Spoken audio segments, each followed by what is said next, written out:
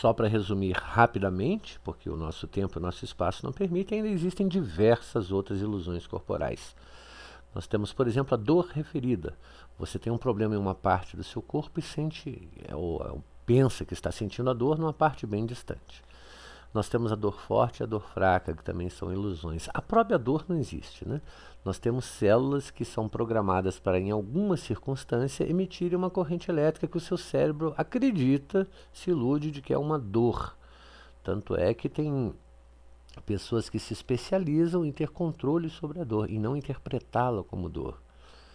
Nós temos também as ilusões de fome e saciedade, que são apenas células especializadas em detectar se existe pressão no estômago, se está cheio, se está vazio, e te causar essa ilusão de fome.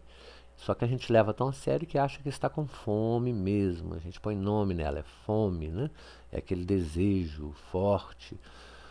Nós temos também a sede e a saciedade, que funcionam da mesma forma, o catabolismo, que é aquela vontade urgente de ir ao banheiro.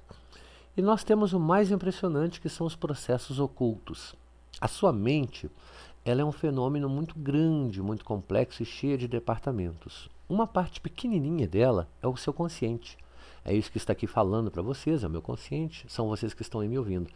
Mas isso é só uma partezinha pequena. Existem diversos outros processos mentais, físicos e corpóreos que acontecem sem que o seu consciente saiba. Por exemplo, os movimentos peristálticos que estão acontecendo nesse exato momento no intestino, no estômago, em todo o sistema digestório, para acondicionar e processar o alimento. A gente, além da gente não ter controle sobre eles, a gente nem percebe, nem sabe que estão acontecendo. O seu corpo também está regulando o calibre dos seus vasos sanguíneos. Ele está aumentando e diminuindo a bitola das artérias e das veias. Ele está regulando a pressão arterial, os batimentos cardíacos, a respiração quando você não está prestando atenção e uma série de outros processos que, além de você não ter controle sobre todos ou o tempo todo, você nem fica sabendo que estão acontecendo. E tudo isso é regulado pela sua mente. Uma das ilusões que a gente tem é achar que mente é esse pedacinho consciente, enquanto mente é uma coisa muito maior. O consciente é só um pedacinho dela.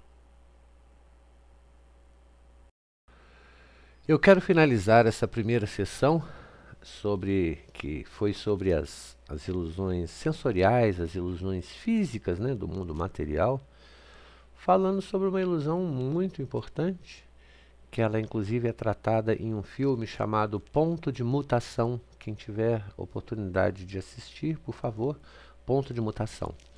Nós temos uma ilusão que é até difícil de ser explicada, que é das coisas sólidas, do tato. Vamos dizer que são ilusões do tato. Como vocês sabem, toda a matéria é feita de átomos. Os átomos são partículas muito pequenas, são formadas por um núcleo, como a gente está vendo aí numa imagem, que tem elétrons ali orbitando, ou ainda nós temos discussões sobre se eles orbitam, se eles aparecem e desaparecem, mas enfim, é esse tipo de partícula que forma as matérias que nós conhecemos, inclusive o nosso próprio corpo. Existe uma ilusão, que praticamente, vamos dizer assim, é culpa das escolas, que o átomo ele sempre foi mostrado para a imaginação humana com esse desenho que vocês estão vendo aí, com os elétrons ali àquela distância do núcleo. Mas, na verdade, se um núcleo fosse daquele tamanho ali, o elétron mais próximo estaria a uns 10 quarteirões daqui. Então, quando você diz que uma coisa é feita de átomos, na verdade a coisa é feita mais de espaço. 99,9% de espaço, porque o espaço é gigantesco entre os elétrons. E um átomo não encosta no outro. Os elétrons não permitem que isso aconteça. Então nós sabemos que o núcleo de um átomo está a uma distância muito grande do núcleo do outro. Bom, para dar uma ideia para vocês de que eu estou falando, hoje nós temos quase 7 bilhões, ou até um pouquinho mais, de habitantes no planeta Terra. Se nós pegássemos esses 7 bilhões de habitantes, que são uma massa enorme de gente, e tirássemos o espaço deles, quer dizer, fizéssemos os elétrons chegarem pertinho do núcleo, ou os átomos quase se encostarem, todos esses habitantes ficariam mais ou menos, a soma deles todas, a massa, seria uma coisa um pouco maior que um grão de feijão. Por aí vocês têm uma ideia.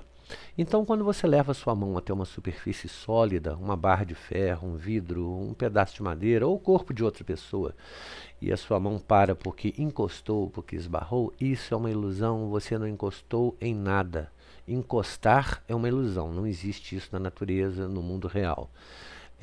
Os elétrons dos átomos da sua mão e os elétrons dos átomos daquele objeto que você acha que tocou, que encostou, eles têm uma repulsa energética. Então a coisa simplesmente foi freada, foi parada.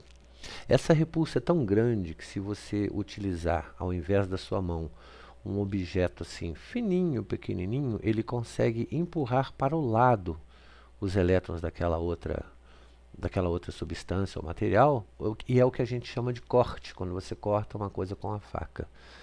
Mas uma das grandes ilusões do tato é essa, a gente achar que tocou alguma coisa, que encostou, que bateu. Nada disso.